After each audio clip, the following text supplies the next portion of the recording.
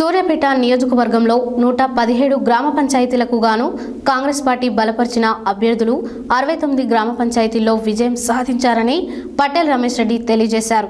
సూర్యాపేటలో నిర్వహించిన పత్రికా సమావేశంలో తెలంగాణ రాష్ట్ర పర్యాటక అభివృద్ధి సంస్థ చైర్మన్ పటేల్ రమేష్ రెడ్డి మాట్లాడుతూ రాష్ట్రంలో గ్రామ పంచాయతీ ఎన్నికల్లో విజయం సాధించామన్నారు.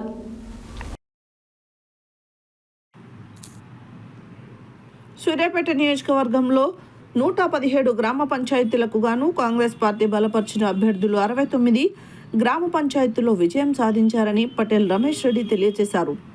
సూర్యాపేటలో నిర్వహించిన పత్రికా సమావేశంలో తెలంగాణ రాష్ట్ర పర్యాటక అభివృద్ధి సంస్థ చైర్మన్ పటేల్ రమేష్ రెడ్డి మాట్లాడుతూ రాష్ట్రంలో గ్రామ పంచాయతీ ఎన్నికలు ఈ నెల 11, 14 తేదీల్లో 2 విడతలుగా నిర్వహించగా సూర్యాపేట నియోజకవర్గంలో మొదటి విడతలో 2 మండలాలు, రెండో విడతలో మరో 2 మండలాలు, మొత్తం 4 మండలాల్లో ఎన్నికలు పూర్తయ్యాయని తెలిపారు. ప్రజలు భారీ మెజారిటీతో కాంగ్రెస్ పార్టీకి మద్దతు ఇచ్చి ముఖ్యమంత్రి రేవంత్ రెడ్డి నాయకత్వంలో కాంగ్రెస్ ప్రభుత్వాన్ని ఆశీర్వదించినందుకు ప్రజలకు ప్రత్యేక ధన్యవాదాలు తెలిపారు. 2 ఏళ్ల రేవంత్ రెడ్డి పాలనలో గ్రామీణ వ్యవస్థ మొత్తం కాంగ్రెస్ పార్టీ వైపు బలంగా నిలిచిందని, మహిళల సంక్షేమానికి ప్రాధాన్యం ఇచ్చి మహిళా సంఘాలకు పూర్వ వైభవం తీసుకొచ్చేలా చర్యలు తీసుకుంటానని అన్నారు. గత బీఆర్ఎస్ 10 ఏళ్ల పాలనలో పేదలకు ఇల్లు ఇవ్వలేదని, కానీ కాంగ్రెస్ ప్రభుత్వం వచ్చిన తర్వాత ప్రతి నియోజకవర్గానికి 3,500 ఇళ్ల నిర్మాణం, 200 యూనిట్ల ఉచిత విద్యుత్, 500 గ్యాస్ సిలిండర్, మహిళలకు ఉచిత బస్సు ప్రయాణం, సన్నబియ్యం, వ్యక్తికి నెలకు 6 కిలోల ఉద్యోగ కల్పన వంటి కార్యక్రమాలతో ప్రజల ఆశీర్వాదం పొందిందని వివరించారు. తెలంగాణ రైజింగ్ గ్లోబల్ సమ్మిట్ ద్వారా పలు దేశాల నుండి సుమారు 5 లక్షల కోట్ల పెట్టుబడులు ఆకర్షించిన ఘనత ముఖ్యమంత్రికి దక్కిందని తెలిపారు. సంక్షేమంతో పాటు అభివృద్ధిని సమతుల్యంగా నడిపిస్తూ తెలంగాణను దేశంలో నంబర్ 1 రాష్ట్రంగా తీర్చిదిద్దడమే లక్ష్యమని పేర్కొన్నారు. ఈ సందర్భంగా సూర్యాపేట నియోజకవర్గంలో గెలిచిన సర్పంచులందరికీ కాంగ్రెస్ పార్టీ తరఫున హృదయపూర్వక శుభాకాంక్షలు తెలిపారు. కొద్ది ఓట్ల తేడాతో ఓడిపోయిన వారు నిరాశ చెందకుండా మరింత ఉత్సాహంతో పార్టీ బలోపేతానికి కృషి చేయాలని పిలుపునిచ్చారు. అలాగే కాంగ్రెస్ పార్టీ నుంచి దూరమై ఇండిపెండెంట్లుగా పోటీ చేసిన వారందరికీ తిరిగి కాంగ్రెస్ పార్టీలోకి ఆహ్వానం పలికారు. ముఖ్యంగా మా పత్రికా సోదరులందరికీ, ప్రింట్ మీడియా, ఎలక్ట్రానిక్ మీడియా, ఈరోజు ఈ కార్యక్రమంలో పాల్గొంటున్న కాంగ్రెస్ పార్టీ నాయకులందరికీ కూడా నా హృదయపూర్వక నమస్కారం తెలియజేస్తూ,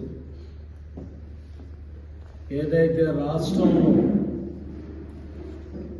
ఈ గ్రామ పంచాయతీలకు సంబంధించిన ఎలక్షన్స్ 11వ తారీఖు, 14వ తారీఖు 2 విడతలుగా సూర్యాపేట నియోజకవర్గంలో మరి మొదటి విడతలో 2 మండలాలు, రెండో విడతలో 2 మండలాలు చొప్పున 4 మండలాలలో ఎన్నికలు కూడా పూర్తిగా మరి ఎన్నికలు నిర్వహించడం జరిగింది. మరి పెద్ద ఎత్తున కాంగ్రెస్ పార్టీకి ఈరోజు ప్రజలు బ్రహ్మరథం బట్టి రేవంత్ అన్న నాయకత్వాన్ని, కాంగ్రెస్ పార్టీ ప్రభుత్వాన్ని ఆశీర్వదించినందుకు వారికి ప్రత్యేకంగా ధన్యవాదాలు తెలియజేస్తూ, మరి మొత్తంగా 117 గ్రామ పంచాయతీలకు గాను 69 గ్రామ పంచాయతీలు కాంగ్రెస్ బలపరిచిన అభ్యర్థులు, 36 గ్రామ పంచాయతీలు బీఆర్ఎస్ పార్టీ బలపరిచిన అభ్యర్థులు, 4 బీజేపీ, 8 మంది ఇండిపెండెంట్ అభ్యర్థులు గెలవడం జరిగింది. ఈ ఇండిపెండెంట్లో కూడా మెజారిటీ కాంగ్రెస్ పార్టీ రెబల్సే ఉండటం కూడా జరిగింది. మరి కొన్ని కారణాల వల్ల వాళ్లకు మరి టికెట్ ఇవ్వలేని పరిస్థితులలో రెబల్గా పోటీ చేసి వాళ్ళ సత్తాను ప్రూవ్ చేసుకొని ఇవాళ 8 మంది కూడా కాంగ్రెస్ పార్టీ రెబల్స్గా గెలవడం జరిగింది ఇంచుమించుగా. అంటే ఈరోజు 60% పైగా కాంగ్రెస్ పార్టీ గెలవటం, 30% బీఆర్ఎస్ గెలవటం, 10 to 15% ఇండిపెండెంట్ బీజేపీ గెలవటం. అంటే మొత్తంగా చూసినట్టయితే 2 సంవత్సరాల రేవంత్ అన్న పాలనలో ముఖ్యంగా గ్రామీణ వ్యవస్థ మొత్తం కూడా ఈరోజు కాంగ్రెస్ పార్టీకి అండగా నిలబడటం, రేవంత్ అన్న నాయకత్వాన్ని ఆశీర్వదించడం కూడా ఒక శుభ పరిణామం. ఈరోజు రేవంత్ రెడ్డి గారు ముఖ్యమంత్రిగా అయిన తర్వాత, కాంగ్రెస్ ప్రభుత్వం వచ్చిన తర్వాత ముఖ్యంగా గ్రామాలలో మహిళల్ని 1,000,000 మంది మహిళల్ని కోటీశ్వరులుగా చేయాలని కానీ, మహిళా సంఘాలను మళ్ళీ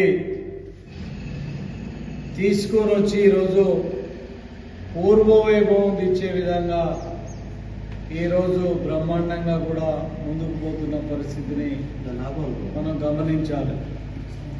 దేవేందర్ పెద్ద ఎత్తున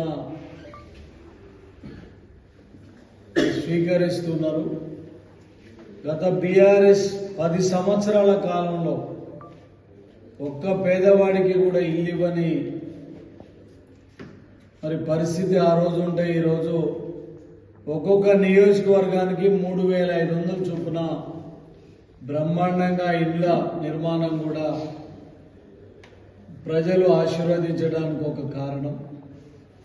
200 యూనిట్ల వరకు ఉచిత కరెంటు కానివ్వండి, గ్యాస్ సిలిండర్ 500కి ఇవ్వడం కానివ్వండి, మహిళలకు ఉచిత బస్ కానివ్వండి, ఇలా సన్నబియ్యం పేదలందరికీ కూడా ఒక్కొక్కరికి 6 కిలోల చొప్పున సన్నబియ్యం అందించడం కానీ, ఇలా ఉద్యోగాలను పెద్ద ఎత్తున ప్రభుత్వంలో ప్రైవేట్ రంగంలో ఉద్యోగ కల్పన కానీ, ఈ అన్ని రకాల కార్యక్రమాలతోటి ఈరోజు ప్రజలందరూ కూడా బ్రహ్మాండంగా ఆశీర్వదించినందుకు ప్రత్యేకంగా ధన్యవాదాలు తెలియజేస్తూ, రాష్ట్ర వ్యాప్తంగా కూడా దాదాపుగా కాంగ్రెస్ పార్టీకి 4,665 కాంగ్రెస్ పార్టీ బలపరిచిన సర్పంచులు గెలవటం, బీఆర్ఎస్ పార్టీకి సంబంధించి 2,354 వాళ్ళు గెలవటం, బీజేపీ 457, ఇండిపెండెంట్లు కూడా ఇక్కడ 1,025 మంది దాకా గెలవటం జరిగింది. అంటే భవిష్యత్తులో బీఆర్ఎస్ పార్టీ అనేది నామరూపాలు లేకుండా వెళ్తుంది. ఈరోజు జూబ్లీ హిల్స్ ఎన్నికలు తీసుకున్నాం, తర్వాత గ్రామ పంచాయతీ ఎన్నికలు తీసుకున్నా కూడా ప్రజలు బీఆర్ఎస్ను తిరస్కరించారు. బీఆర్ఎస్ పార్టీ భవిష్యత్తులో ఉండదు.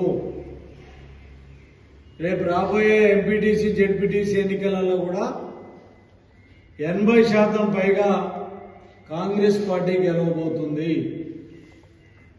10 సంవత్సరాలు ఈ రాష్ట్రంలో రేవంత్ రెడ్డి గారు ముఖ్యమంత్రిగా కాంగ్రెస్ పార్టీ అధికారంలో ఉండబోతుంది.